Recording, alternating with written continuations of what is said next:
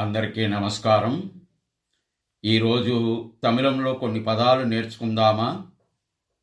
అప్ప అంటే నాన్న, అమ్మ అమ్మ, తందై తండ్రి, తాయ్ తల్లి, పెట్రోర్గల్ తల్లిదండ్రులు, పెరియప్ప పెదనాన్న, పెరియమ్మ పెద్దమ్మ, చిత్తప్ప చిన్నాన్న, చిత్తి పిన్ని, అక్క అక్క, తంగై చెల్లి, అన్నన్ అన్న, తంబి తమ్ముడు.